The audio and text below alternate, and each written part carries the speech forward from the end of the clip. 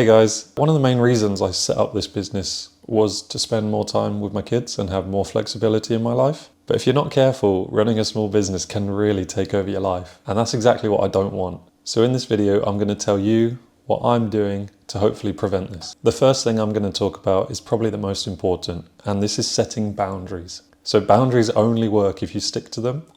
But if you can stick to it, this is going to protect your time massively. So in the business I've set up, self-employed handyman, there's obviously the work side of the business, but then there's obviously the admin side of the business as well. So the first thing I need to do is set clear time boundaries of when I'm going to work.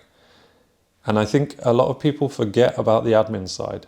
So they set their working hours from like a physical perspective, but they forget to set the hours for the admin side of things as well. So the hours you choose will be completely different depending on what life you have and how you've set up your personal life.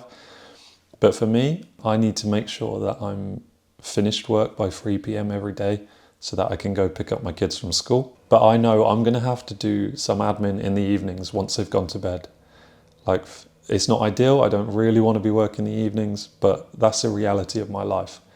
So I'm going to set 1 hour every other day, once the kids go to bed, just to quickly knock off a few admin tasks, just so that they don't build up, and then I can get on with my life. Another big boundary I'm expecting to experience is customer demand. And what I mean by that is customers are likely to message you at any time of day or phone you at any time of day. And I think this would cause a really big distraction in your life. If, for example, I'm at home with my kids and my phone starts ringing and I'm like, that could be a client, that could be more income for me. And I think this is going to be one of the hardest boundaries to stick to, is just not replying, setting strict boundaries on when to reply to clients.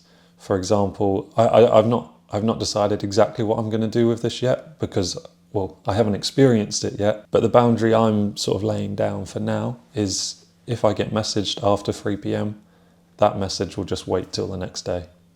And I'll phone them back in the morning or I'll message them back in the morning. And that leads nicely onto the next thing that I've done to hopefully separate work life from personal life a bit more. So I want to keep my overheads as low as possible running this business, but I have actually decided to get a work phone. Ta-da! This is my work phone. Yeah, I just got a really cheap phone. It's got 3 gigabytes of data, unlimited text, unlimited calls. Yeah, I got it on Tesco Mobile.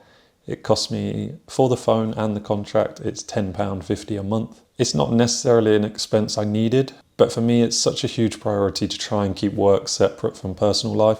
And what I'm planning to do with my work phone is have a dedicated area in my home that when I get home from work, I can just put my work phone into that area, turn it on silent, and then keep it there until the next day. This also means I have a completely separate phone number so that people aren't messaging my personal phone. It means that when I do marketing and flyering and all of that lovely stuff, I can market my business number instead of my personal number. So for me, I think this is a really great way of separating work life from personal life. The last thing I'm trying to implement is, it's more of a mindset than like a physical task. But I see this so much in society, and I see it from a lot of tradespeople, to be fair. And what I'm going to try and do is stay in the mindset of not chasing endless growth.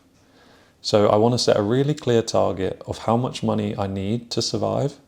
And then as long as I'm earning that, and I'm earning maybe a tiny bit above that, like, I'm not going to chase more and more clients and more business.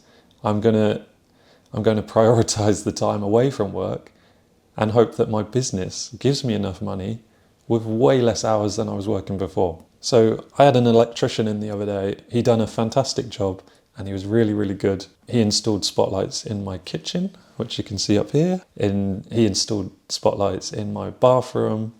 He installed an extractor fan. He installed plug sockets in my bedroom. And it took him a day and a half, and he charged almost £2,000, which for me is mad.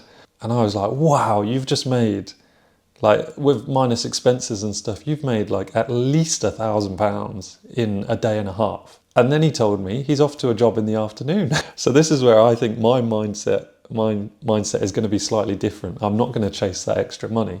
If I earn if I earn £1,000 in a day and a half, I'll be over the moon. If I earn more than what I target to earn and I work a day and a half, when I finish that job on the half day, I'm going home. There's no way I'm going to try and chase more money and get an extra job in. And I know it's not going to be perfect, and I know there will be exceptions on some days and that sort of stuff, but on a whole, I really want to just not chase that growth, just not chase extra profit for the sake of just chasing extra profit.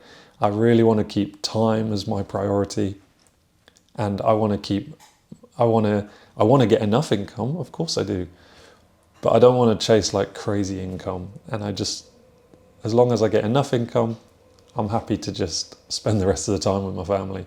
That's the idea. We'll see how it goes. Cool. So in summary, you need to set boundaries, time boundaries around the physical side of your work and the admin side of your work. You need to get a work home so that when you get home from work, you can put your phone away and it won't distract you for the rest of the evening. And number 3 is optional, but for me personally, it's that mindset of prioritizing time over money. And that's it. Hopefully those 3 simple things are really going to help me keep my work life separate from my personal life. As always, thank you very much for watching, and hopefully you subscribe, and I'll see you in the next video.